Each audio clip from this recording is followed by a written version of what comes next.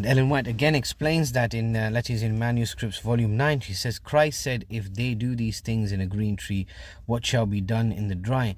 They shall deliver you up to the councils, and in the synagogues ye shall be beaten, and ye shall be brought before rulers and kings for my sake, for a testimony against them. Now the brother shall betray the brother to death, and the father the son. The children shall rise up against their parents, and shall cause them to be put to death. And ye shall be hated of all men for my name's sake. But he that shall endure until the end, the same shall be saved.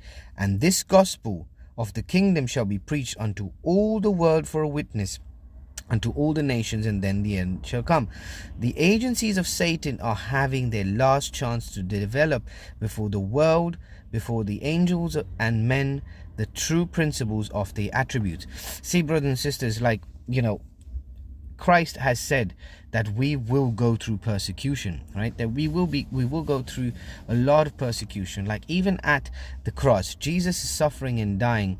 While Jesus was suffering and dying, he heard every word as the priest declared. He saved others, but himself he cannot save. Let Christ, the King of Israel, descend now from the cross, that we will see and believe.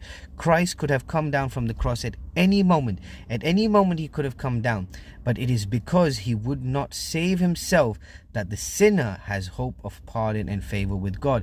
And that's so important, that these Jews and Pharisees, even the disciples, didn't believe, because they lost all hope, and they lost all sort of hope,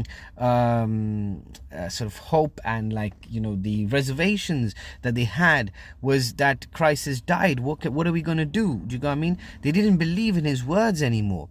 So, and it was, like Ellen White writes again, she writes, the spotless Son of God took upon himself the burden of sin.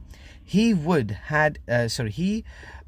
had been one with God felt in his soul the awful separation that sin makes between God and man.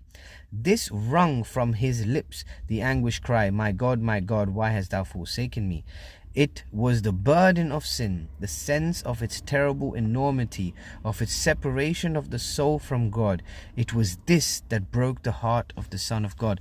The amount of sin that was on him, the amount of sin and the separation, because God cannot stand sin, so he doesn't look, and that's why he turned his face away from the Son, and that's why Jesus said, why hast thou forsaken me? So all of these things, the Sanhedrin, the Pharisees, even the disciples, at that moment in time, they didn't really understand. Well, the Jewish world of today still don't understand that.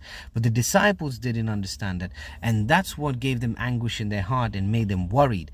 But if they only had to continue to hold on to the words of